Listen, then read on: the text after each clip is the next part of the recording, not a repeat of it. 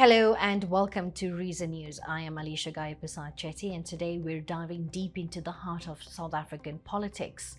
The ANC's National Executive Committee, the NEC, just wrapped up a 4-day meeting and President Cyril Ramaphosa has delivered his report on the state of the nation.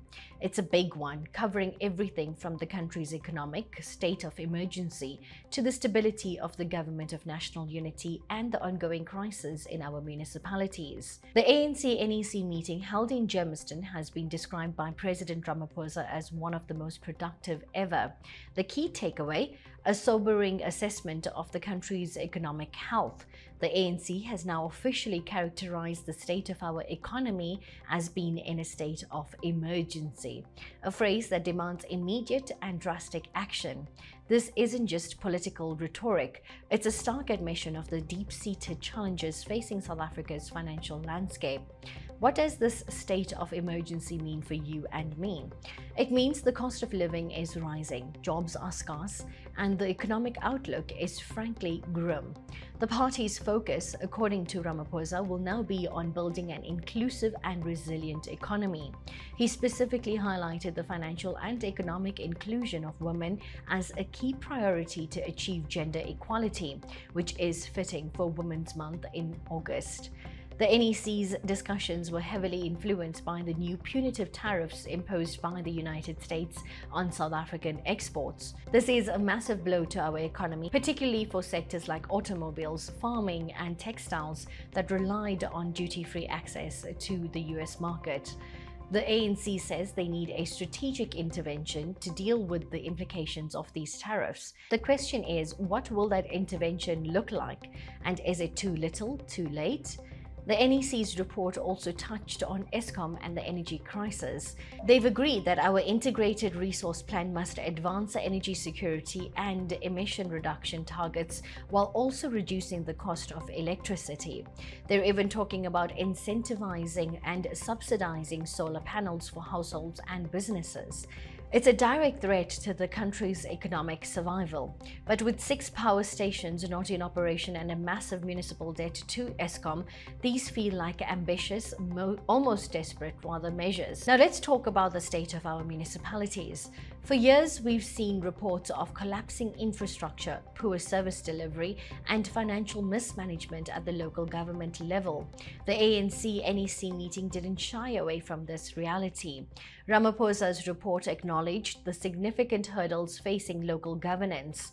The party is concerned, and rightly so, about the state of municipalities and their inability to provide basic services. The NEC is now calling for the establishment of service delivery war rooms in all provinces and municipalities. They're trying to build a responsive, people-centered and sustainable culture of dealing with the issues. They've even identified 42 priority municipalities that require urgent action. They're also talking about a skills audit and a review of the municipal fiscal model. This is all an attempt to regain the public trust they've lost due to the years of what they're now calling misery of poor service delivery. Here's a video from SABC News. Our discussion on the economy focused on the actions that we need to take to give effect to the strategic priority of inclusive growth and job creation, as clearly contained in the medium-term development plan adopted by the government of our country. We have reaffirmed that industrial policy must be the leading instrument of economic development and transformation, which will in turn help to shape our trade policy. For this industrial policy to succeed, we need an all-of-government approach.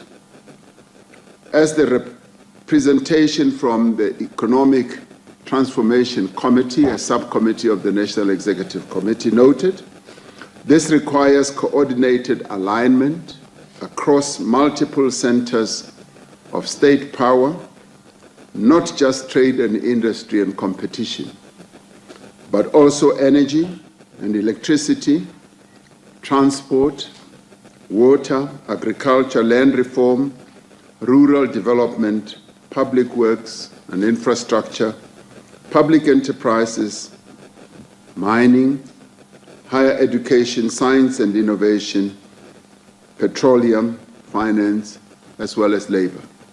The ANC's renewal agenda is a complex beast. The party has a long-standing resolution to involve communities in the selection of candidates, but the implementation has been slow. This NEC meeting has re-emphasized the need for this, but the real test will be in the 2026 local government elections.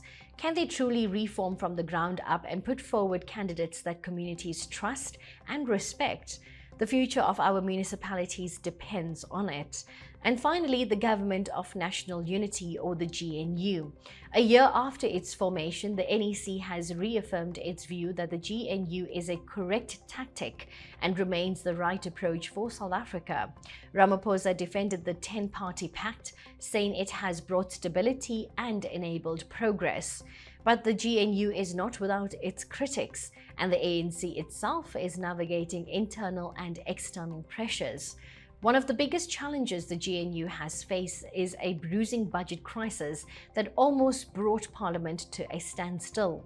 It was only passed with the help of parties outside the formal GNU, a move that Ramaphosa praised as acting in the interests of the people of South Africa. Ramaphosa has been staunchly defending the GNU, calling it the correct tactic that has brought stability and enabled progress. But the reality on the ground is a bit more complicated. The NEC's report acknowledges the growing fragility of the arrangement. They've seen pushback from some quarters and have had to deal with significant challenges, including the budget crisis that almost brought Parliament to a standstill. The budget crisis was a wake-up call. The budget failed to pass twice before it was finally pushed through with the help of parties outside the formal GNU arrangement. This has led to the ANC to resolve to engage with other parties to stabilize governance and push for key reforms. This suggests that the 10-party GNU pact isn't as solid as Ramaphosa would have you believe. The ANC is actively seeking tactical and issue-based voting alliances to fortify what is clearly a fragile government. The NEC also discussed the SACP's decision to contest elections independently. Ramaphosa says the tripartite alliance is solid, but he also called the SACP's move concerning. This is another crack in the foundation of the ANC's traditional support base. While the ANC claims the GNU has allowed them to safeguard the core progressive policy agenda of the National Democratic Revolution, the growing dissent from within their own alliance and the need to seek alliances elsewhere paints a very different picture. The NEC has now resolved to engage with these other parties to fortify the fragile GNU and push for key reforms. This suggests that the ANC is aware that the current unity government isn't a silver bullet and may need broader support to survive and deliver. The ANC's latest NEC meeting paints a picture of a party grappling with immense challenges, which is an economy in a state of emergency, municipalities on the brink of collapse, and a government of national unity that, while providing a degree of stability, is still fragile and facing criticism. President Ramaphosa's report is a critical update on the direction of the country. The question now is whether the party's resolutions will be translated into meaningful action that improves the lives of ordinary South Africans. This is Reason News, and we'll be watching every step of the way. Thank you for joining us. Until next time, stay informed, updated, and curious.